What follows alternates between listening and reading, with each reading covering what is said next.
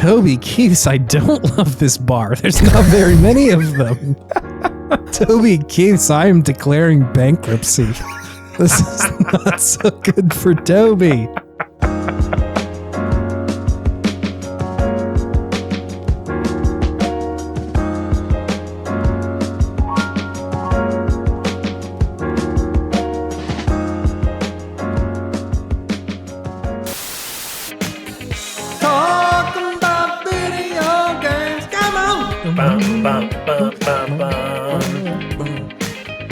James and David talk about games. Come on! Boom, boom, boom, boom, boom, boom, boom. It's time to talk about Sonic. With my best buddy over there. Is he good at kissing? I want to know. Come on. Blum, blum, blum, blum, blum, blum, Bum, bum, bum. Let's make a fan fiction. Bum, bum, bum, bum, bum, bum, bum. Do you think if this is somebody's first episode, that's going to make them stay or drive them away? I'm not totally clear. I'm probably going to go with drive them away. most likely. Yeah. But I think we're playing to our base with that one right there. Yeah, this one's for the real fans. This one's for all the people who listen to our first album. This is a campaign rally speech right now. You love video games. I love video games. We're going to make jokes about Sonic or something. And kissing video game characters. Hey, it's Video Game Podtimism. It's the Optimists video game variety show where two best friends talk about the wonderful world of gaming. My name is Chase. And my name is David. We're here to talk about these games, and it's no laughing matter. No, it's not. It's a very serious podcast. This is the tone shift that you all were waiting for. Finally, we're getting serious. We're getting real. We're going to talk about all the hot issues and topics that everyone loves to hear people talk about and scream about. Like, is Sonic a good kisser or not? Finally. We really got to take that to the UN and get that sorted out, honestly. The Hague needs to hear about this. The Hague? Who's on trial? Sonic. For those illegally good kisses, David. Oh, so his kisses are so good that they're illegal. It's because they're so fast, or because they just make people feel so good afterwards? A little bit of both? A little bit of both, yeah. They are illegal. They're illegally good because they're so good, but they're so fleeting that people are like, hey, I just need a little bit more time with you, Sonic. Yeah, but he won't give it to him. Those kisses could end all conflict, truly. Hello, The Hague. I have a complaint to file about this blue guy. He left me too quick. It's a political podcast now. We got him. Yeah, this is the heel turn. Hey, have you been playing video games, David? I have been. I would love to hear about him if you could. Yeah, I've narrowed it down to just a couple games this week. I've just stepped a little bit more into both Dark Souls Remastered and Devil May Cry 5. How much of Devil May Cry had you played last I time? hadn't gotten too far at that point. I hadn't gotten to any of the parts with Dante, which I'm at now. But the story is bananas bonkers. They really are like, it's going wild in here. Yeah, some real anime shit going on in this one. Like, I love the reveal of V's character, like who he is. Real emo stuff right there. Very good, yeah. Very good. And I also really, really enjoyed when they give you that ultra charged up motorcycle that then becomes two swords for you to swing around, like super heavy swords. It's great. That part is insane. It's so good. Yeah. This is the stuff that only can be done in a video game and be just wild and wacky, but still fun and intricate in the way that you actually have to use it and do these combos and everything. So really a great fun ride in that game. How far did you get in it? I must have played it for like a handful of hours. I don't remember where I got to though. It was a little while ago. No, it's crazy. It defies explanation. It really needs to be experienced, honestly, because I'm having a hard time just like explaining why this game is so wild. You just have to be in it and experience it. And it's just this very intense microcosm of everything that is wild and crazy and fun about, I think, action games where things just go off the walls, but it's joyous in its insanity, which is great. No, totally. It's sort of bizarre that this was like, I don't want to say an unintentional like game design choice back in the day, but like the amount of camp that this game leans into feels kind of fresh in a weird way. Sure. Like it feels like they just made a 2003 game in 2020 or whenever it came out. It was a conscious decision to do it nowadays. I think back then it was just what they were working with. this is what video games are. Yeah. Mm-hmm. I feel like a lot more of the intent in the older Devil May Cry games was much more about like the combo system, and like Dante was over the top for sure. Yeah. But I feel like it was intended to be a little bit more edgy than in hindsight it is. Sure. And I'm kind of glad that they took the like retrospective approach and be like, what does that game look like today? And then can we just like extend that idea into a new game? Because I think if you look at like what was going on in the original and then just try and like make it based also like kind of be edgy, you get the DMC game, which I've heard from some of our listeners is like good still, but was not as much of a hit among the DMC heads, the Dante boy crowd. So I'm glad that they went with that approach overall. Absolutely. So yeah, and it's funny that you mentioned the edge in this game when V, the character, is in this one who is just so comically edgy. Yeah. It's great. It's really, I feel like he's kind of poking fun at themselves in a lot of ways of how they were trying to seriously do that kind of character and just realizing this is ridiculous. So let's just be ridiculous with it. He's just going around reciting poetry while he's like trying to charge up. That's an actual thing you do. You like, if you need to charge up your devil meter, you recite some poetry from this like Edgar Allan Poe ass book. You get stronger. And so it's great. It's a really fun game. It's really good. It somehow comes off earnest despite it being totally ridiculous. True. The game is still kind of taking itself seriously in universe. Like it's ridiculous to a viewer, but it's like, it doesn't feel like pandering, like some kind of like meta ridiculous, like, oh, they're aware of them being ridiculous sort of stuff.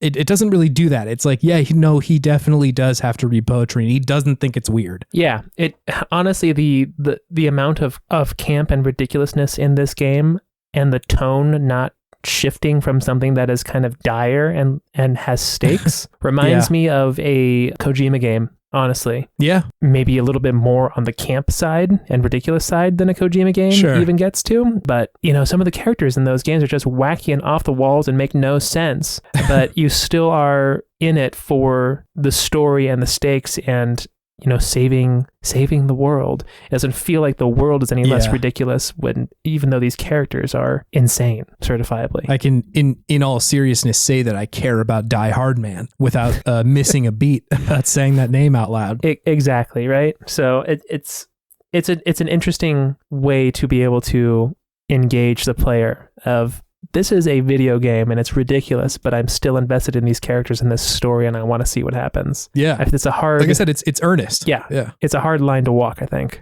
but it's for sure. It's impressive. And still been playing, making my way through Dark Souls. I've beaten Sieve the Scaleless. That area is kind of tough. Like getting to him is kind of a tough proposition. Yeah, getting to him is tough, and then he beats your ass because you can't hurt him at all, and then he captures you, which is kind of fun. You have to break out of jail in the Duke's archives, which is great. I love that name. I love that he's a dragon duke. It's so cool. Yeah. It's so good. His whole lore is pretty interesting. I've watched a bunch of like fancy British guy tells you about the lore of a Dark Souls game on YouTube videos. You mean Vata Vidya?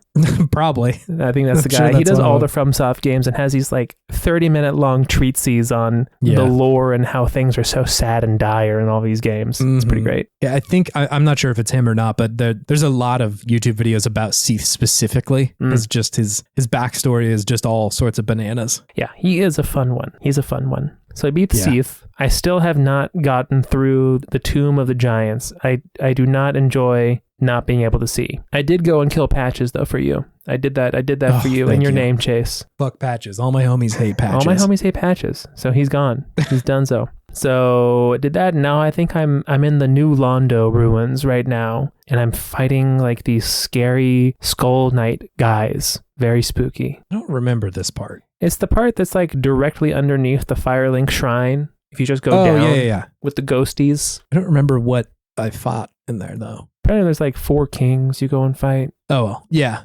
I feel like you're getting pretty close to the end of this game, to be honest. I think I have like 4 more big bosses to kill until I can get to the main boss, I'm guessing. Yes. Yeah. I don't want to say who it is in case you don't know, but I don't know who the big boss is, but I know there's a big old wolf I have to fight. Big old wolf. Sif? Is that right? Maybe. I think he might be optional, actually. Oh. Yeah, you're talking about he's like in the woods or something. the wolf with the sword in his mouth? I'm not positive about that, but I think he may be optional. I'll have to go find him. Got to beat him. Anyway, Dark Souls, yeah. Yeah, still having a lot of fun with it. Game kicks my ass. Yeah. I will get through a lot of the game and then I will die suddenly for some stupid reason. I'll be like, okay, I'm done. I'm done for right now. If I try to go and get my runes now, I'm just gonna lose them all. I'm gonna fuck it up somehow. I got to get back into my Zen mindset. Yeah, because in a way, playing Dark Souls, you have to be Zen. I can't be be patient. I can't be leaning forward in my my ultra gamer stance to play this game. You have to be leaning back and relaxed and just let the game come to you. So in all these FromSoft games, there's this bit of kind of almost like Zen meditative state you have to achieve to actually do well. Yeah, no, you have to like be beyond frustrated. Like you can't be mad at the game. Dark Souls beyond frustration. You have to be above it. Like it's true. You're like, it is what it is. Yeah, like I just have to, okay, I died, whatever. I just lost 20,000 souls. Oh well. Too bad. That's how it goes. Get them next time. Yep. Teaches you a lot about life, that game. It does actually. Yeah. What have you been playing, Chase? I've been playing a couple video games. The first one that I want to talk to you about is Metroid Fusion, a very good video game. On the Switch? On the Switch, yeah. This recently dropped on like the Switch's collection of Game Boy Advanced games. I had remembered like enjoying Fusion a lot, and I hadn't really returned to it, to be honest. Like it wasn't a game that I had ever like emulated and tried to play back through or anything, and had listened to Into the Aether's like roundup, another good video game podcast, their roundup of like the best Game Boy Advance games, and this one was up there. And so I was like, well, that must mean that it's held up pretty well, like that it's still very good. And I booted it up just sort of intending to be like, I want to see what this game is doing and sort of experiment and, toy around with it. It's so good. It's shockingly good, this game. I think especially after having played Metroid Prime, it's fun to see the differences in how those games approach the Metroid formula. They released roughly around the same time, didn't they? Came out in 2002. Wow, yeah, you're right. Same year, in fact. Damn. It's really surprising that these two games coexist at the same time, because they're similar, right? You can see the similarities, but very different games as far as like tone and approach go. Fusion is so much scarier. It is so intentionally a frightening video game. Scarier. Oh, because you have the big scary Samus in that game, don't you? SAX is coming for your ass, man. SAX? Is it alto, tenor, or baritone? Or soprano? Got him. That's a band joke. Get owned, saxophone. I played the alto SAX myself. Love that. It's very good. Yeah, it's like something attacked Samus. It's like some X virus or something. And like she was very close to death, and then they injected her with, I think, like Metroid DNA, which the like goop, the X goop rejected, and they like had to like do surgery to pull her out of her suit. Whoa. And she was like very much changed by the Metroid, but was living. But her suit is like out there wandering around, the SAX suit. Wild. Very cool. Really like that. But it's just like hunting you the whole time. It's so scary. But I again, I think the thing that is the most shocking is just how well they have nailed the like Super Metroid formula on a handheld console. Sure. I was shocked. Like it looks the same, as a Super Nintendo game. Yeah. And so it's impressive to see them like in one breath pushing the boundary of like what 3D games are at the time, right? Like with N64 and at that point the GameCube, they're like trying new stuff and taking Metroid into another dimension. And then also at the same time, just like crushing their older, quote unquote, older style of game on the GBA and like doing new and interesting stuff with it. Cause like I said, the SAX stuff, like that wasn't in Super Metroid. I think the arc of the Metroid or the Super Metroid game was you slowly but surely feeling more powerful as the game goes on. Yeah. In both abilities and like you as a player. Like you get better at the game, but also there's all those like abilities that you learn you can do from the beginning. All the power-ups. Like the wall jump and shit like that. Yeah. That's all very cool. But I think the Fusion game is a lot more about like immediately being stripped of all that power and feeling kind of powerless in comparison to this like behemoth that's hunting you. Yeah, because this was the direct prequel to Metroid Dread, wasn't it? Dread, yes. No, I think chronologically this comes directly before Dread. So that's the spooky timeline of Metroid. Yes, no, exactly. It's really fascinating, and I know that like this isn't a hot take to call Metroid Fusion good, but damn, Metroid Fusion really good. I am a not apologist. I'm a lover of the Metroid game design. I think like obviously I'm big on the Metroidvania style games, and like I think that the Metroid of that half is like really, really good. I really, really enjoy the Metroid games, and I think a lot of them hold up the test of time really well. You can hear more on this in Poetry Slam with Samus Aran, an episode that we put out about Super Metroid. It's good. It's a really good game. I wish I had more complicated thoughts about it, but like the whole time I'm playing it, I'm just like, damn, this is really good. Really fucking good. Yeah. I'll also say it looks really great. Like they've clearly taken what they did in Super Metroid, sort of iterated on that. In that episode, we had talked about how the people making the game were really intentional about the color palettes that they were using, like being very influenced by like Italian horror movies like Suspiria. Oh, that's right. And shit like that, which was really cool to see, because like if you look at screenshots of the game, it really is clear. And so like it's cool to see what they're trying in this one, right? Because the same sort of idea is applying here of what areas look what ways and why is it's just very cool. It's a good game. It's so surprising. I'm gonna have to try that one out. I've never played it for some. Oh yeah, really worth it if you haven't gone through that. Yeah, no, I had a Game Boy Advance, but I was more of a Castlevania boy myself on the Game Boy Advanced. So sure, I was give this Metroid a try. Yeah, no, it's really worth it. And again, like you'll know pretty quickly if it's for you or not. And I don't think it's that far from what Dread is doing. Like I know Dread is much more modern. There's a lot of stuff that they do that's like fresh and cool, but the core part of the game and why it is fun has always been there. And so I think it won't be like a far cry from what they're doing now. Oh yeah. Gaming.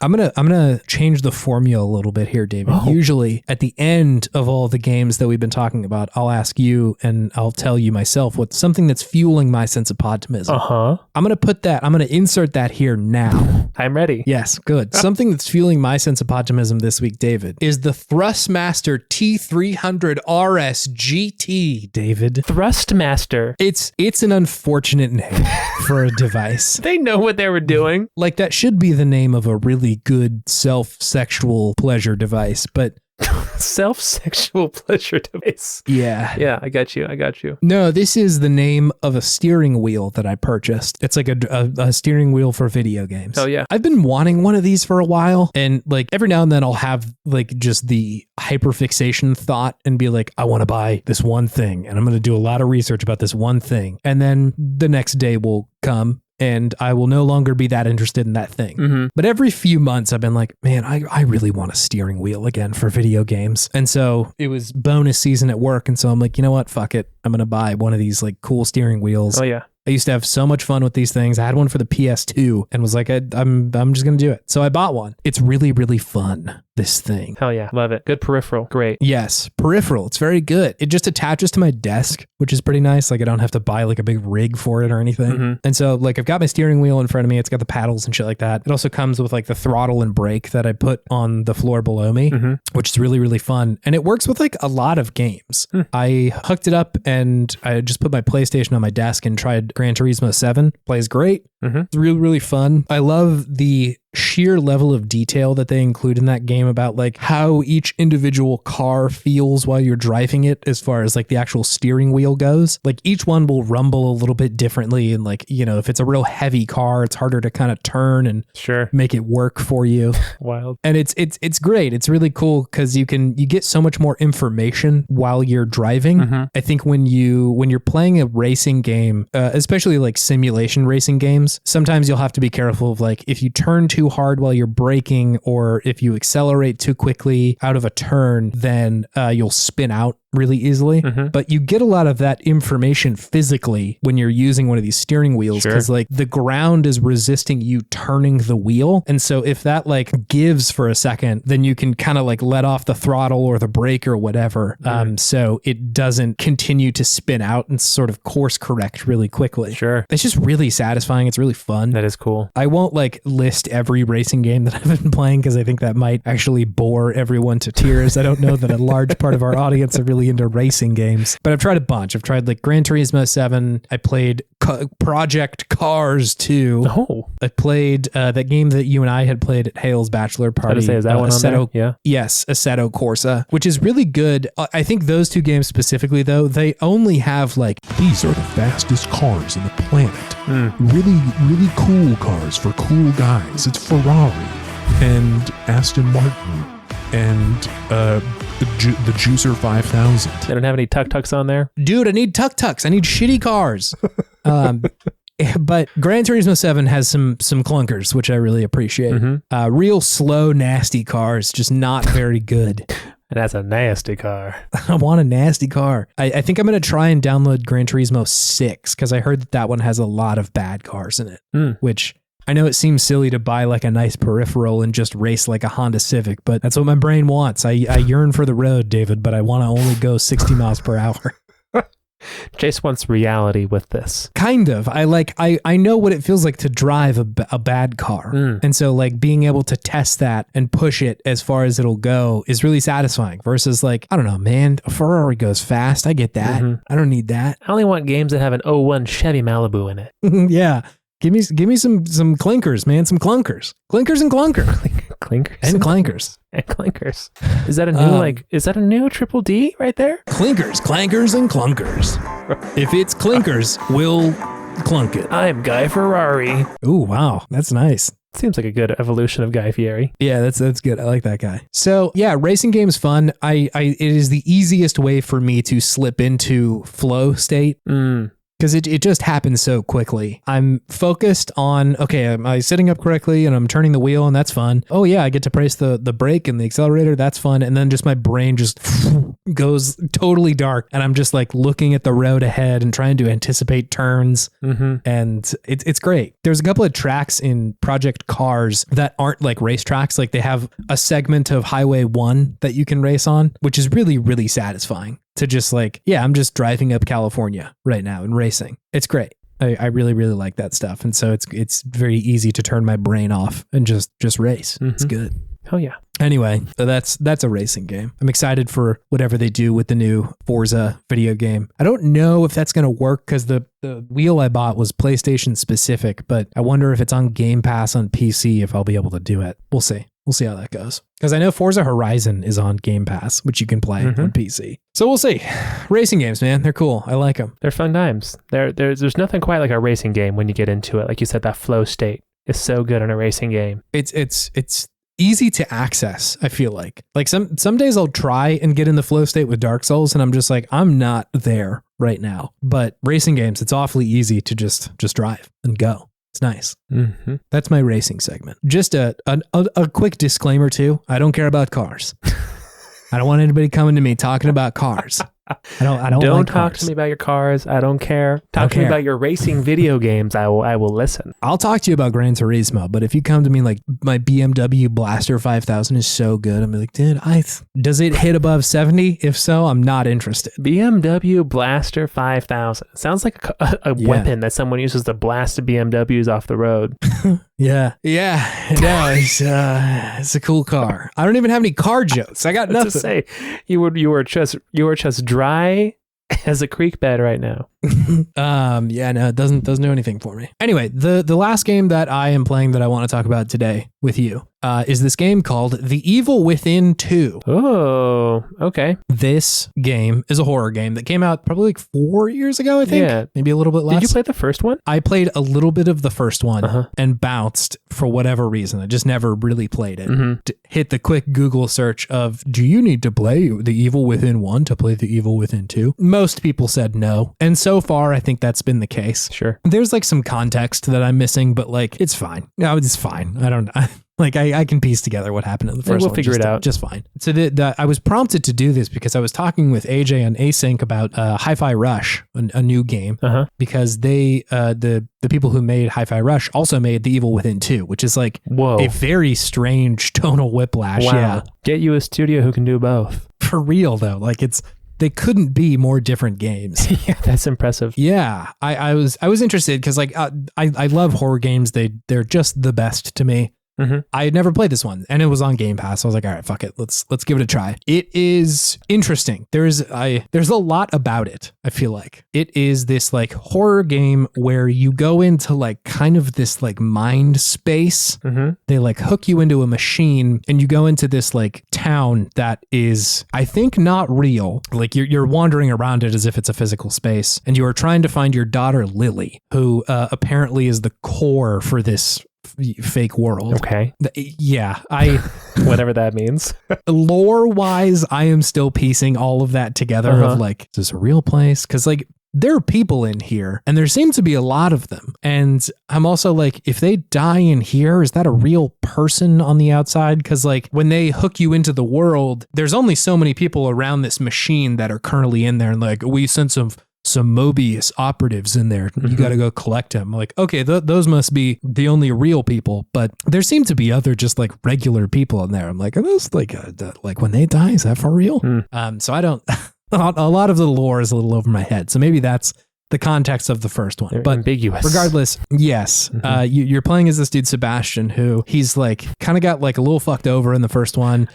This company Mobius had told him that like, oh, your daughter's dead. She died in a fire, and they reveal like, no, she's not. We've actually been using her as the core for this world, the heart of this world, if you will, the heart of the world, the Kingdom Hearts of this world. And so you go in there to try and save her, and like discover that shit's like really bad in this place.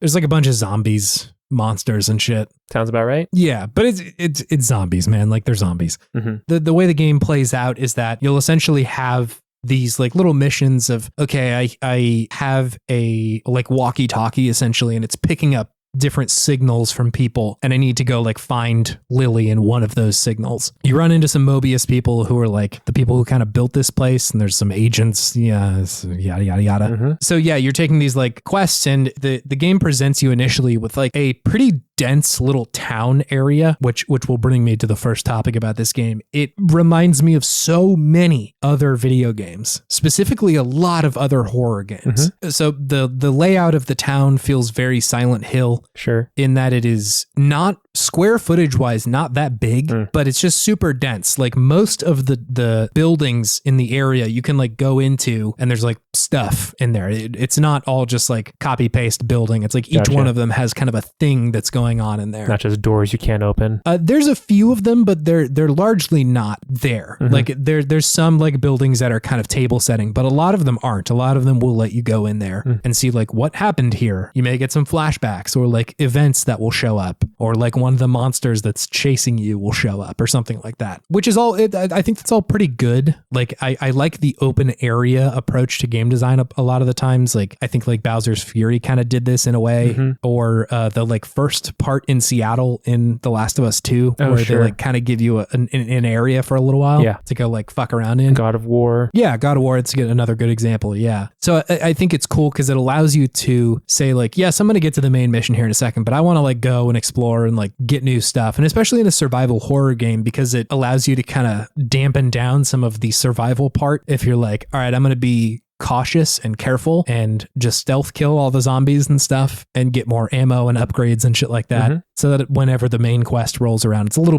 bit less intense because I've been doing my due diligence with the side quests and stuff, which is nice. I like that approach. M thought it was The Last of Us when I was playing it. She's like, oh, you're playing this again. I'm like, no, but it like visually when you're skulking around stealthing and like killing zombies, it's like, yeah, I see how that could look a lot like this. Yeah, absolutely. Especially like, you know, you got bottles that you throw to distract people and shit like that. Yeah. So yeah, it's similar in that way. Obviously the zombie stuff feels very Resident Evil, and Shinji Mikami, who was like one of the big designers of like Resident Evil and Dino Crisis and shit, worked on the first one. And so I think it makes sense that like if you iterate on that, it's still kind of going to have some of that Resident Evil DNA in there. And so yeah, it that is definitely there. The dialogue is bad, and that's okay. Or at least I should say it's not working great for me. I think it is, and I will say this could be intentional because most of the like horror games like Resident Evil have pretty bad dialogue, at least the original sets. Like the newer remakes, I think, try to hit a better balance of kind of hokey versus authentic, whereas those first ones are just like, that sounds truly not like a human would say that thing. And I think this one is doing something similar where all the writing is just bananas. The main guy, Sebastian, is unempathizable with. Sure. Like, that's not true, because immediately the first thing that happens to him, you see him lose his daughter, or at least what he thinks is his daughter. And like, oh, it's sad. But that's really as far as it goes, right? Like he's weird and quippy in the way that Ethan Winters is in Resident Evil. Like, why are you saying this thing right now, dude? Like, it is a bad spot in here. And like they do establish that like this dude isn't like he doesn't have his head on straight in the best way. Like he's clearly been drinking his problems away for a while and like very affected by the events of the first game, which is cool. But I still think the like quippiness of it all is a little ridiculous. Out of place. And, like, sort of. It's like it is out of place in the sense like I just played The Last of Us where people are mostly being pretty real with how this situation is playing out. And this dude is not. But it's also sort of makes sense in the way that a lot of other survival horror game protagonists also do this. So it's like, it doesn't feel totally out of left field, but some of the dialogue, I'm just like, come on, dude, come on. So what is it about this sort of campiness that doesn't work, whereas the campiness in Devil May Cry does work? Is there anything that you can put your finger on? Because it kind of sounds like a similar thing. Is it just that it's bad writing, that it's whereas Devil May Cry is like intentionally bad writing, whereas this one feels like it's trying to be good? I think it doesn't make sense for me why this guy is acting the way that he is. Some ludonarrative dissonance, you're saying. A little bit, where like Dante being ridiculous, it totally makes sense. Yes. He's a ridiculous character and he acts ridiculous, like in the way that he fights, right? Like at no point is he really taking shit like that seriously. He's being over the top and wild all the time. And, or like the reading poetry during battle stuff. Like that is ridiculous because in universe, it's real. And to the viewer is like, wow, that's bananas. But like Sebastian is quipping constantly and it seems like he's kind of talking to the audience a little bit, which I think is the part that rubs me the wrong way of like, it feels silly. Like this doesn't feel real to me at all. Gotcha. Despite the fact like serious things are happening and they're meant to be taken seriously of like, oh my God, they have his daughter and he's got this like righteous dad rage and he's going in to save his daughter. And like the way that Joel responds to that in The Last of Us makes sense. But the way that Sebastian responds to it is like, I'm pissed off, but also I'm going to make some jokes in here. I want to be funny about the zombies to nobody. I'm not really going to make these jokes to somebody in the game. Sure. It's just kind of saying it out loud. So he's at a delicate mental state. Maybe that's what it's trying to... They could have communicated in a way that wasn't quite as ridiculous. Sure. But I think the game isn't always asking you to take it that seriously, which is okay, right? Like I don't need every game to be The Last of Us. I don't need every game to like take itself that seriously, and I'm glad that they don't, right? So it's not something that's really on my mind all the time. It's just at specific moments I'm sometimes like, okay, I get it. Yeah, I'm enjoying it. I have been sticking with this one a lot more than I did the first one. I didn't play that much of the first one. It didn't really grip me that hard. And I should say, I want to go back and try that one again just to kind of compare and contrast like what these games are doing differently. Yeah. Because like there's no way the first one isn't good in its own right. I've heard that it is. I think this one just it got the game part in there faster. And I like the game that it's doing, this sort of like loop of go out into the like dangerous town area, and like the design of that area is like initially it looks kind of not boilerplate, but like it looks like Silent Hill a little bit without the fog. Sure. But because it's like not a real space, there's like part of the town is like crumbling. And so half of the town is like up in the sky because it's like come off of the ground and is floating up there. Okay. And shit like that. It's cool, right? Like they make good use of the fact that this isn't a physical space, the traditional sense. So I think that that's really great. But anyway, yeah. So the loop is go out, do some quests, fight some zombies, go into a new area that you might not have gotten to before, collect enough resources, come back, prepare yourself a little bit more, upgrade some stuff, go and do like a, for real quest or whatever. So anyway, I'm enjoying this game. I think it's pretty fun. It has a lot to offer for me. It's definitely not the best game I've ever played, but like I'm enjoying what it's doing regardless. I think that's it. Oh, yeah. I already told you my Podtimistic thing, David. Do you have something fueling your sense of Podtimism? I do. It's a good speed upgrade. Oh my God. Yeah, dude. Yeah. Like I'm moving faster. Moving faster. Just a little bit faster. Or just like give me the ability to sprint. Feels good. First time you strap on those sprinting boots in Pokemon. Ooh. Or the bicycle? Or the bicycle, yeah. Two speed upgrades. Huge. In Devil May Cry, there's like upgrades you can buy from the statues or from Nico Goldstein of just like either if you're Nero or Dante to just sprint. But if you're V, you're one of your little shadow animals goes beneath you and you ride them around like a surfboard. And it's pretty great. It's pretty great. Yeah. It's just so slick and smooth and cool. Ooh, it's good. Yeah. It's so good. But yeah, I just love being able to just get that like 10 to 20% quicker movement. Just give it to me. Make me feel like I'm just traversing this level as fast as I can because I'm just trying to go and fight. Yeah, no, totally. And it makes you feel cool. And it makes you feel cool. Any sort of speed upgrade, I'm always into. I feel like any game where you get a vehicle at some point where you didn't have it initially is always like that's phenomenal. Thank you. I appreciate that. Nice segue into our main segment. Oh shit, true. That was a good segue. Do you want to move on to our main thing, Dave? Yeah, let's do it.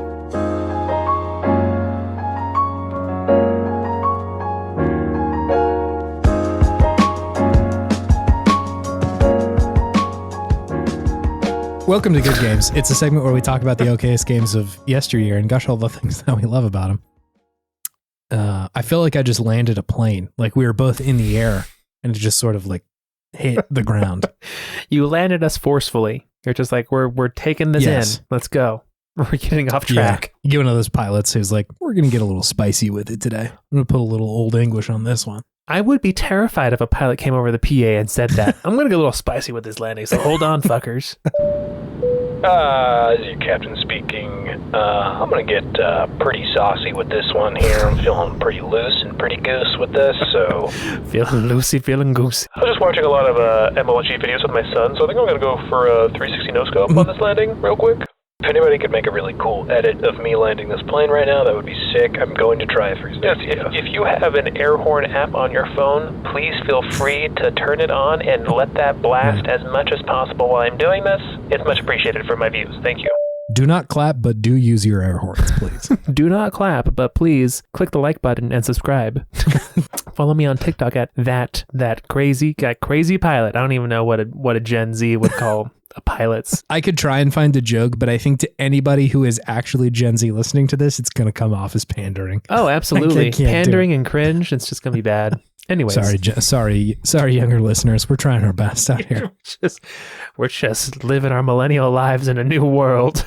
Sometimes I listen to our jokes. Like some of these are particularly millennially. Like what? Which is, unfortunately, I think the one at the beginning of the episode where we sung the song. I think that's a little millennially. Millennials like to sing? Is that a thing? We like to make parodies of shit. I don't really know why that's a thing. We make parodies. Gen Z does remixes. Is that right? Maybe. I don't know. I'm 32, man. It don't work that good no mo. What does that mean? It's like I'm aware of people my age, and that's really it. We're getting way off track. Listen, we're going to talk about Rocket Robot on Wheels. I just need to start watching my Fox News for millennials. Where's that? It's TikTok still. Just depends on your algorithm, I guess. We are talking about Rocket Robot on Wheels. This was a game suggested to us by Will. You may know them on any sort of Discord near you as unicycles. Is that why their name is Unicycle? Is this the game that did it? They mentioned that no, this is not the game that inspired them. Yeah, so thank you, Will, for suggesting this one. It was a fun play. I'm excited to talk about it. Thank you for your suggestion. Yeah, thank you. We appreciate it. We appreciate all suggestions. Yeah, it's true. Anyway, David, can I hit you with a few hot stats about this game? Hit me. Hot stats. That one sounded earnest. You sounded like you yearned for violence, David. Do I not usually sound earnest when I want the hot stats? I always want them, baby.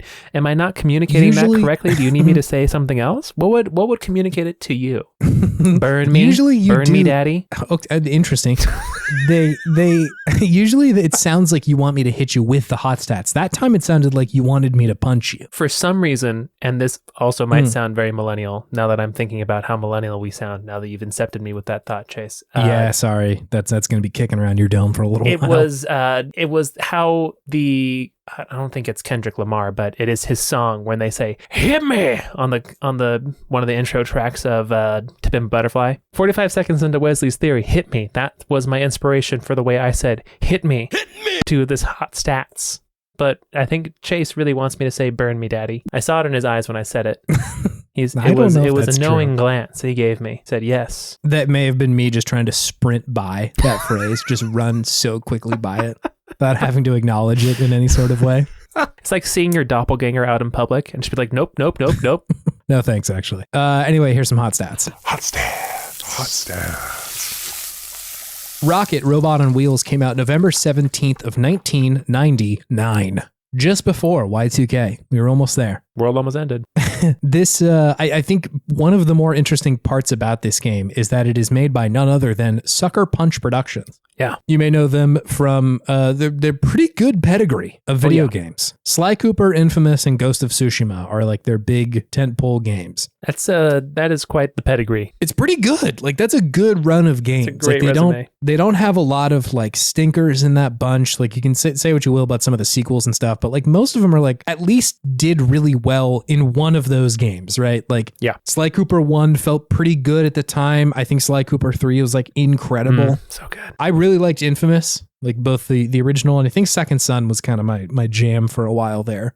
That was probably one of the better launch titles of a console. Second Son. Yeah, I agree. And like, I think Ghost of Tsushima suffers from it came out after Breath of the Wild at some point. Like every open world game is just like, hey, it's not Breath of the Wild. Yeah. But that one was also pretty good. I liked that game a lot. It was a good game. I enjoyed it. So I don't think that there's a lot of like real stinkers in their backlog of games that they've put out. So it's interesting that they also made this, which is it was the first game that they ever published. So this was number one, huh? This was number one. Wow. This is numero uno. Let's see. I also have a review of Rocket Robot on Wheels from 64 Power. They reviewed this game, and it was originally in German. I ran it through a couple of Google Translates, one language into the other. Eventually arriving back in English. And I'm going to read that mangled mess for you now, David. Let's hear it.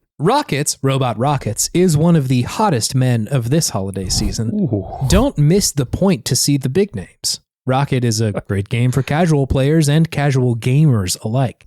Some parts are not saved. Unfortunately, the lack of enemies slows the game down a bit, and as soon as you leave your collection, a long and sometimes painful quest begins. Time presses on, and that was 84 out of 100. What a phrase to end it on. Time presses on. Yeah. Just a little existential at the end. You're on like this long boring quest and the time just keeps going. Yeah, it's a little bit like, and everything's going to end anyway. So and we all want to die anyways. Yeah. Very bizarre way to end a review. But 64 Power, despite seeming not to like it in that review, they did, I think it was okay. Okay. Yeah. I mean, I'd agree. Me too. Yeah. It's perfectly fine. Could you tell me what this game is, David? Yes, Rocket Robot on Wheels is a 3D platformer for the N64. Mm-hmm. So yeah, you take the role of the titular Rocket, who is a robot who is on a single wheel. He's a unicycle robot. Yeah. And you have to essentially save the amusement park that you work for, because the two mascots, Whoopi and Jojo, one of them, Whoopi is the star and Jojo's the sidekick, and Jojo decided he did not want to be the sidekick anymore and is trying to sabotage the grand opening of the theme park by kidnapping Whoopi and trying to make it Jojo Land instead of Whoopi World. So big stakes in this game. So you just go around to different worlds. So it's very much in the Spyro vein of getting around to different places where there's kind of like one little overworld, and then there's portals, or like Mario 64 portals where you go off to different styled, themed worlds throughout. So there's like the clown world, there's like a Greek-ish world, there's like a water world. There's all sorts of different things going on in this game. And you have to go and collect a bunch of things in each of the worlds. I think it's usually tickets are like the main thing that you have to get, and then you bring them back to the overworld and unlocks new levels, and then you eventually get to the end and win the game. And that's pretty much the gist of it. It's a collectathon game. It's a collectathon platformer. Yeah, they were hot in this era. Sure were. Trying to cash in on that banjo money. I was just about to say, everybody trying to get their Zooey on. Trying to get them Zooey on. Hey, Sucker Punch, what you doing? Get my Zooey on. I'm just trying to get my Zooey on, man. You getting your banjo on? No, man, just my zoo. No, we way past banjos now. We're full into zooies. Yeah, no, that's the video game. What did you think about this one? It was a very interesting game. There was a lot to like about it, and there were other things that were quite frustrating about it for me personally. Yeah, no, I agree. It's like there's some really cool stuff, and then also like, yes, this definitely came out in 1999. Yeah, I was impressed by the animations, especially of Rocket, with all the different things that he could do. I was impressed by like the water physics, actually, like how things bounced on the water. And I was also impressed by how accurate it was to jump onto things. Yes, the jumping felt good, but the actual like moving around didn't quite feel so good. That was more difficult for me, at least. I don't know what your experience was, but I love that it's a amusement park. I have not seen that. Great conceit. Yeah, a good setting for a game. Lots of different worlds you can do, as shown by this game. I like that all the worlds were very unique and interesting and varied. I really enjoyed the little roller coaster ride that you could do in the first world, where you had to make a roller coaster. Yeah. That was great. Little roller coaster tycoon in there. I love it. I also love that you ride it afterwards. Great. Yeah, like just incredible. Top-notch touch. I'm sure they were building it and they were like, do we need to make it rideable? And somebody's like, yeah, man, definitely. You gotta. Yeah. And I did like that you are a robot with a wheel who then gets into other wheeled vehicles to go even faster. It's so funny. Yeah. I enjoyed that silly little aspect of the game. It makes sense with other levels where you're like going around on dolphins or like little like chariot-y tank things. But on the first level, you're just thinking a little hot dog car. Yeah. Incredible. That's fun. I feel like a lot of Sucker Punch's games, at least the ones that try to be funny, a lot of time use physical humor as a way to be funny, which is it's cool. I think they do it really well. I guess I'm specifically thinking of Sly Cooper. There's a lot of like physical jokes in that game in a similar way to this one, where like you were saying, you get in like you have a robot wheel, but you get into other wheeled vehicles. Or we were mentioning this before the pod, or maybe in the break or whatever, but how in the beginning of the game, when, what's his name, Devin or something? The guy who like runs the scientist guy? Yeah. The guy who runs Whoopi World currently. And it's like, all right, Rocket, everything's going to be chill. Just like keep an eye on JoJo and Whoopi. And like the instant he leaves, JoJo is out of his cage. Like just leaves out of one door and JoJo is out the next frame. Yep. The camera pans back over and they are gone. JoJo has kidnapped Whoopi and everything has broken bad. Fast. Like Rocket didn't even have a chance to fix this before it broke bad. It is immediately bad, which is funny. Like that's a funny way to do it. I am totally with you on the jumping feeling good. They have, which I was impressed by this. They built like a physics engine for this game, which it feels really uncommon for like a game at this moment in time. And I know that like all games have physics engines, right? But there's a lot of stuff modeled in here. Like it's not just like how Mario jumps. It's like there's a weight to everything. When anything falls or moves or blows up, or if you go a certain direction or jump off of something, everything has like, it makes sense how it moves physically. Absolutely. And I think it's worth noting right there that one of the main ways you interact with the world is you have like a little tractor beam essentially as the robot. You don't have hands, right? You're just like a unicycle.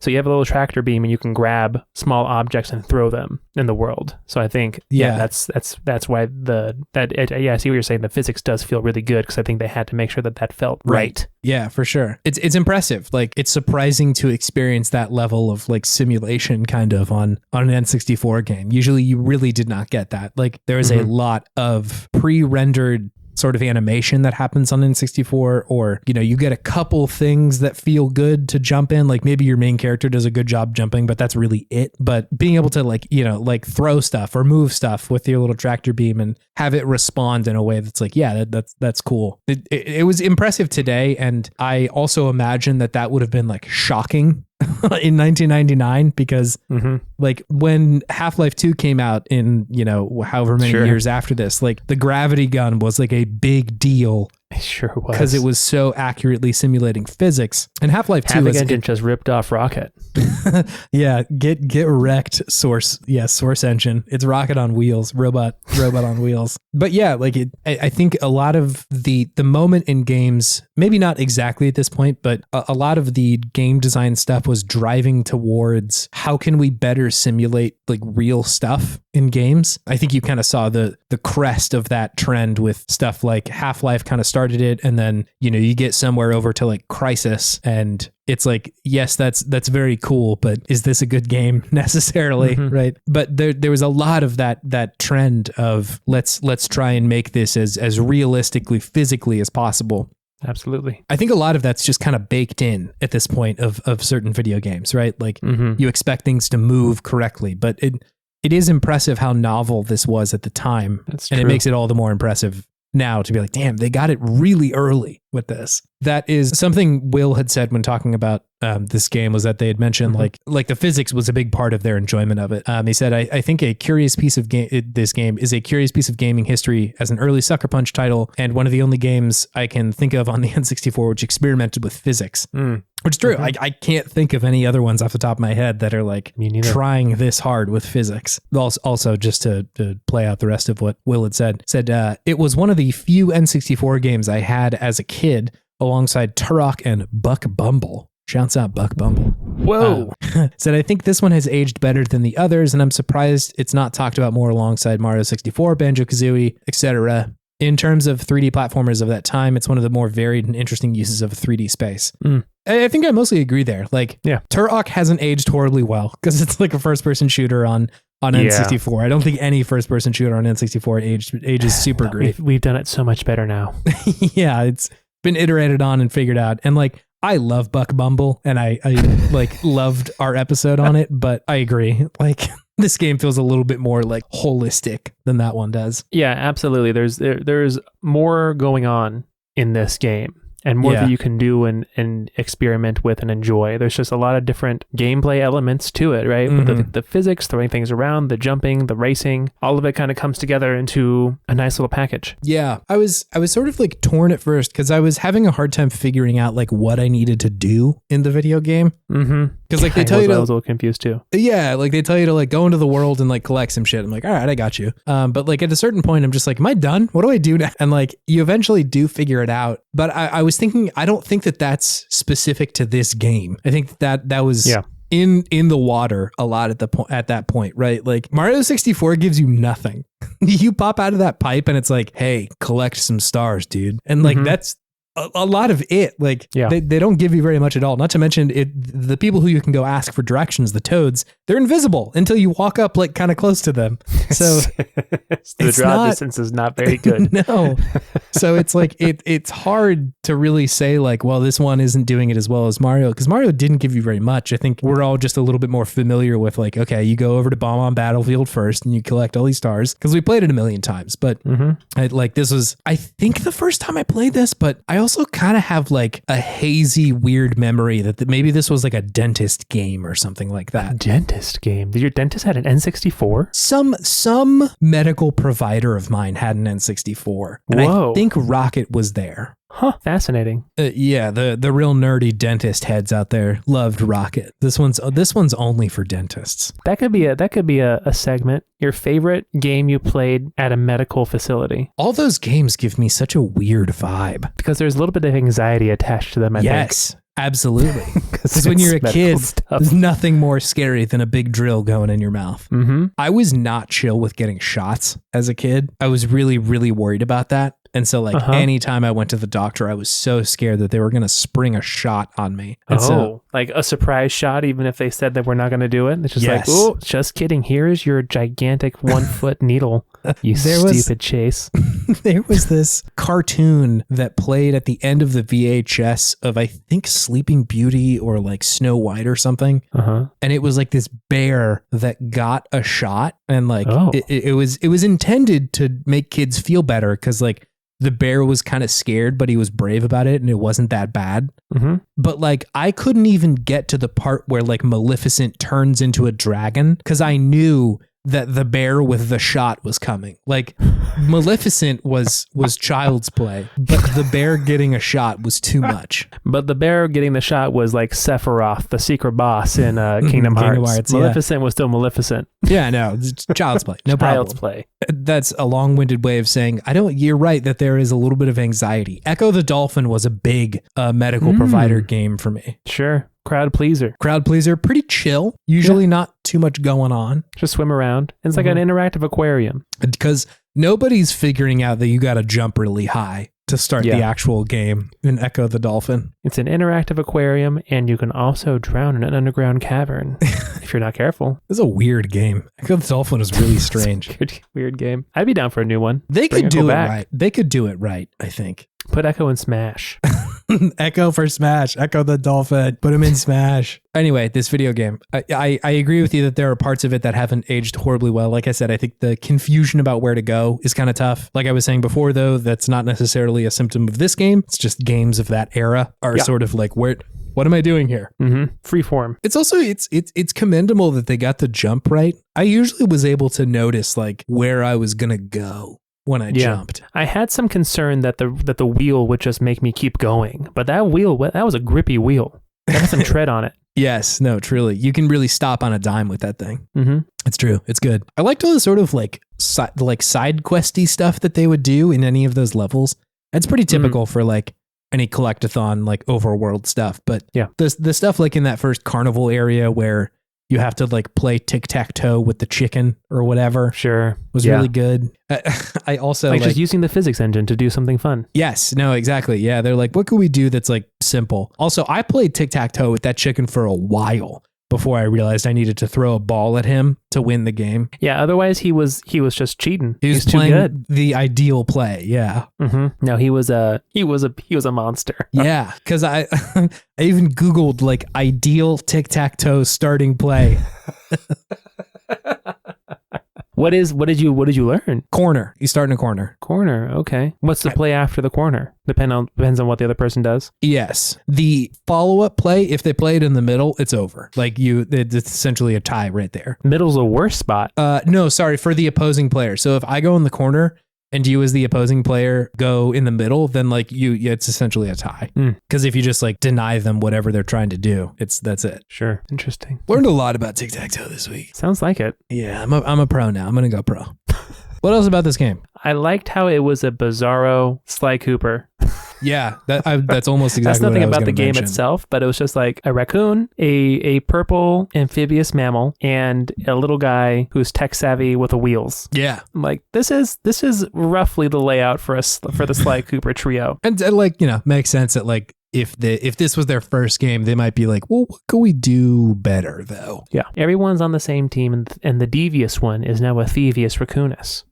It's really interesting to look at this game in the context of those other games. I feel like Sucker Punch, I think for the most part, has always really been concerned with movement and how to like make a game feel good to move. Absolutely. Fluidity, I think is what I think of when I think of a Sucker Punch game. It's kind of like their hallmark. Like their characters always feel very fluid to control and move around the world. Yeah, like Sly Cooper, I like the thing that I think about when I think of Sly Cooper is like jumping between the little like points on a level where like you jump and then press circle or whatever, and it like kind of like locks into a certain area and you land automatically. Mm-hmm. Always feels really good. Infamous, I think about I think it's in the first or second game where you can like essentially hover or fly with those like electric powers if you just sort of like push down with them. Mm-hmm. That was great. That feels really good. Or oh my god, in that game where if you get onto like train rails, you can sort of just like glide, like essentially ride the train track around the city. It was just incredible. I really liked that. I loved in Second Son when you had the light speed powers and then the smoky like teleportation powers. Yeah, the blink in that one was great. So good. And in Ghost of Tsushima, I don't know if there is quite as like explicitly of a good movement, but it feels good to move in that game. The sword play is just very fluid. Yes. Like moving around the map, I wouldn't say is like kinda exceptionally normal. Fluid. Yeah. Maybe around like a specific level, they try to make it feel pretty good because you are a shinobi and you do have a good horse in that game. Yes, I was thinking maybe perhaps the horse riding. They make great use of camera angles in that game when you're riding a horse. Still probably the prettiest game I've played, art direction wise. That opening is breathtaking. Like when it does the actual Ghost of Tsushima title card and you're riding your horse and Jin fucking leans his hand off the horse to like touch the field. Incredible. Yeah. It's so good. So good. So good. And so it's interesting to look at those games and this one because it fits in that context. The movement feels really good here. There's a certain like level of float that each jump has that feels good, not like bad. You kind of hang at the top of your jump, which is present in Sly Cooper and Infamous. I feel like both those games have that similar jump to it. Yeah. And he brings his wheel up and then it kind of floats there and then it comes down, right? He kind of gets smaller and then bigger. It just feels very dynamic. Yeah. Right? I wonder how much of that is animation. Like how much of my perception of the jump feeling good is just they animated it really well. I feel like it's got to be a lot of it, but also it does feel, I think it's a combination of animation and then just having it be clear to the player where they're going to land. Yeah. Right, which is more of like a gameplay mechanic. So it's animation leading to a good feeling gameplay mechanic of, okay, I understand where this character is going to land based off of how it looks. Yeah. Whereas a lot of games, that's sometimes difficult to ascertain, which is frustrating, right? If you just I'd say like most 3D games of this era, it's tough to know exactly where you're going to land at any given moment. Exactly. And then it's like, Sucker Punch has been doing it since Rocket Robot on Wheels. Come on, guys. Since 99, yeah. And since 99. I really liked Ghost of Tsushima, but like would love it if they did a little bit more fantastical stuff in the next one. If you had Rocket as a mount. In Ghost of Tsushima? Yeah. Yeah, that's my Nobu, man. He's just going around like on one of those little electric unicycles that's popular nowadays. Oh, yeah. It's just Rocket. Jin flying across the island of Tsushima, cutting dudes down on his unicycle. Hits a rock and just eats it. That's the end of a Jin. Small pebble. Yeah. He wasn't wearing a helmet. No. It's done. And that is a lesson we could all learn. Wear a helmet if you're on a unicycle trying to fight off the Mongol horde. There was nothing wrong with what you just said. It was everything was true. You should be wearing a helmet if you're doing that. This is a cool game. I missed this one for the most part. Like I said, I played it a little bit in maybe a dentist office, but I did not remember an inch of this game. I had never heard of this game ever, so I'm glad I got to play it. This is an interesting moment in gaming history. Yeah. Right. It's unique. It's showing how things are going to evolve. It's the precursor of things to come. It's cool to see that. And I don't know, like there's something about games in that way that is specific to the medium, right? Like I can go back and watch a movie that is old and you can kind of see the influence, but it is another thing to play it and see like I can feel how this game feels and how that's similar to other things that I've played before. It's cool. Interactive medium, baby. It's an interactive medium. Gaming. For those who want to touch. I don't know if I would have made that the logo, the catchphrase of video games. I mean, there's lots of catchphrases for video games. Gaming. Bored? Gaming. Is it a question and an answer? Is that what that is? I think so. Bored? Gaming. Got some free time? How about gaming? You want to feel something? Gaming. Pause. Yeah, pause. I also heard it.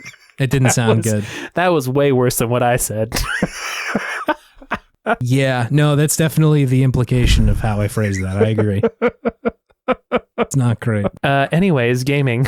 We didn't come up with one good gaming catchphrase. Gaming, it's what you do. Yeah, I think that's close enough. I think that's good enough to feel good about it. Hey, do you have anything else to say about Rocket Robot on Wheels, David? I don't, but it was fun. It was fun. Thank you, Will, for your suggestion. We appreciate it. Cool Good game. little romp. Good little romp.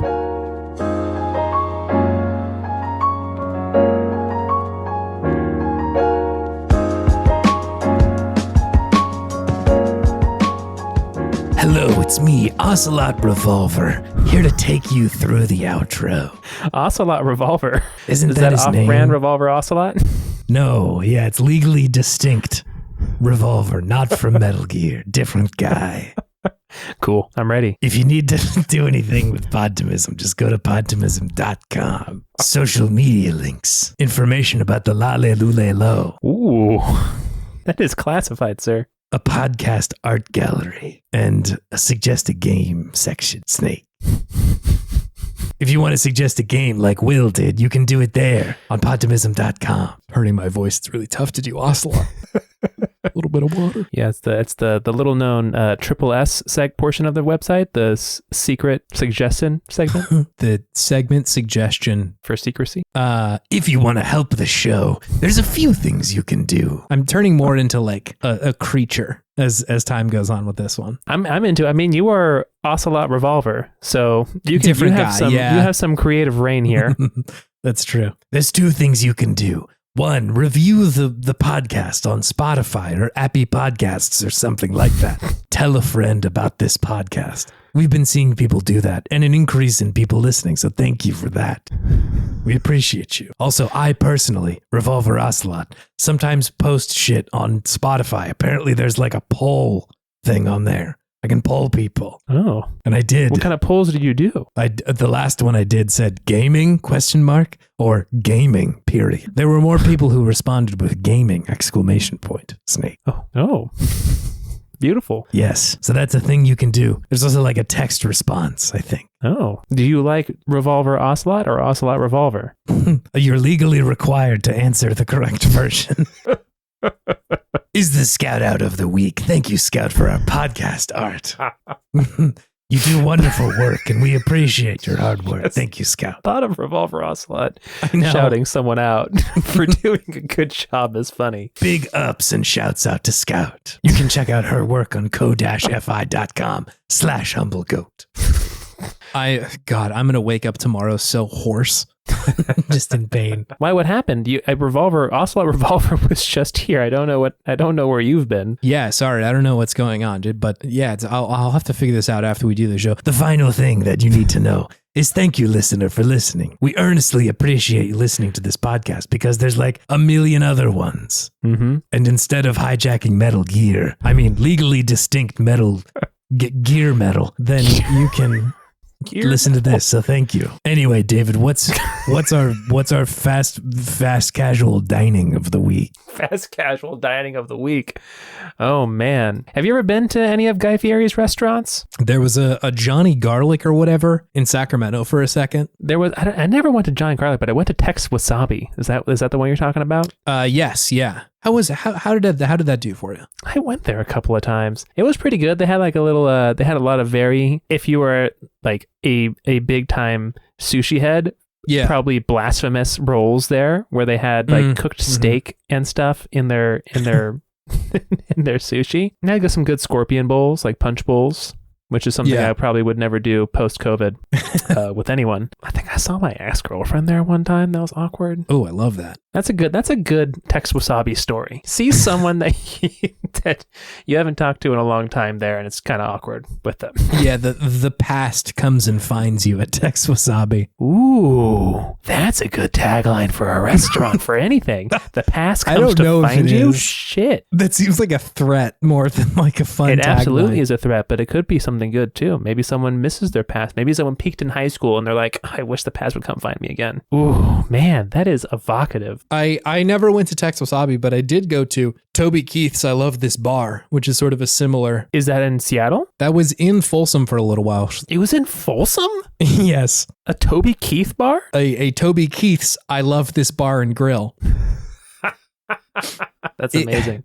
Sort of an offensively decadent place, like a gigantic building. This place just huge inside, so much real estate for an okay sports bar. Everything's bigger at Toby Keith's bar and grill that he loves, and the past comes and finds you. What was the biggest steak that they sold there? 85 ounces. I imagine they had Toby some behemoths. Yeah, I'm gonna go ahead and find the menu for you. Wow, only 2 locations left. Times have been hard on Toby. Dude. Toby's having a tough go of it post-COVID. Toby Keith's, I don't love this bar. There's not very many of them. Toby Keith's, this bar and grill that I love is in financial distress. Toby Keith's, I am declaring bankruptcy. This is not so good for Toby.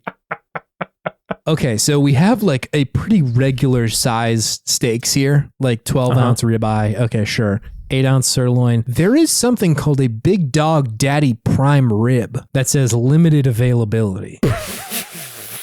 Big Dog Daddy Prime Rib? Yes, yeah. Do you have to be a dad wearing one of those I am the big dog shirts to be allowed to order it? It's illegal. Is that if you why it's don't. limited availability? You have to walk the fucking walk if you're going to eat this meat, baby. Toby said no if you are not a Big Dog Daddy yourself. Sir, I'm sorry, but you are wearing a cardigan. We do not sell this to people who wear cardigans, please. The limited availability is on you. They got plenty of them. It's just about who walks in the door if they're ready. a limited availability of people we will sell this to. There's like 3 guys that can come in here and eat the Big Dog Daddy Prime. I am going to search for This is the Big Dog Daddy Club. Wait, Big Dog Daddies? What is that? Oh, Chase. Click with care, my friend. Oh, that's an album by Toby Keith. Big Dog Daddy is an album by Toby Keith? I'm sorry to all the Toby Keith heads who were in on this joke before we were, but yes, Big Dog Daddy is the Toby Keith record. Came out June 12th, 2007. Can I hit you with some hot stats about Big Dog Daddy by Toby Keith, David? Fuck yeah, dude. I'm a big dog daddy. Big dog daddy. Big dog daddy. Big dog daddy. Boys stand back and the girls are getting catty. Something going down with the big dog daddy. Big Dog Daddy came out June 12th, 2007. Genre, country, as you might expect. Label, Show Dog Nashville, which is sort of surprising given that they also published Josh Thompson and Flynnville Train and Toby Keith, Clay Walker, Crystal Keith. This is his wife? Is that who's there? Some nepotism? Yeah, I think so, yeah. Its first single, High Maintenance Woman, Toby. Come on, Toby. He's playing to his audience. That's for his base right there. Selling 200,000 copies in its first week. It was Keith's 3rd number 1 on Billboard 2000 and his 5th on the Top Country Arts chart. In addition, this was the first album of Keith's career that produced entirely on his own, having previously co-produced his first 2 albums. This was his first solo endeavor. Sigma male Toby. The singles, High Maintenance Woman, Love Me If You Can, which seems, again, like a threat. However, Love Me If You Can Before the Past Finds You. The 3rd single on this one, of course, Get My Drink On by Toby Keith. So where are these Toby Keith restaurants still? Oklahoma and Oklahoma only. 2 locations. So that's the mecca for Toby Keith fans. If you love Toby, you have to make the pilgrimage to Moore or Oklahoma City. Okay, all right, that's a regular place that people go to. That's a regular people place. Entertainment Weekly writer Ken Tucker praised Keith for delivering, quote, artistic sincerity and clever delivery and wordplay throughout the track listing, concluding that, quote, all of this suggests Keith's understands that beyond its default mode of rowdiness, country music is the soundtrack for adulthood. Its pleasures as well as its disillusionments. They're getting deep on Toby. I hope that's his next album. Getting deep on Toby. I mean, you can't top an album that's named Big Dog Daddy. It's really tough. I can't imagine anything else better. I'm looking through the rest of them. Nothing's coming even close. He peaked in Up on 07. Rocks, Drinks After Work, 35 That album mile an probably hour. was what provided him the capital to make all these Toby Keith bars and grills. For better or worse, yeah. Toby He's Keith's just going. been coasting since then. Toby Keith's going out of business. Isn't doing so good anymore, man. Anyway, Toby Keith, shouts out Toby. I don't listen to Toby Keith music. I don't know about I you. cannot but name you a single Toby Keith song. That's for I sure. can Get My Drink On. That's a Toby Keith. That's true. Song. I can name you a lot of Toby Keith songs, but I cannot at all hum you any Toby Keith song. I was gonna try, but this is the end of the podcast. I don't have the mental fortitude to come up with a Toby Keith knockoff. I think that's fair. Legally distinct Toby. I would imagine it sounds a lot like what was that, SnowRunner, where that music came from? yeah, exactly. It's just more SnowRunner rock. Yeah. Pepsi Ford commercial. Legally distinct Toby is a really good name for a podcast episode. I'm not like any of the other Tobys. I'm legally distinct. This is new Toby. Troby Keefs, I enjoy this place. Troby likes this place. Troby likes this place. That bar. Troby likes this place, parentheses, a bar and grill. A bar. just a bar. Yeah. Troby's I like this place is the name of that one. Okay, well, goodbye podcast. Goodbye, David. Have a good night. See you later, listener. See you next time. See ya. Goodbye.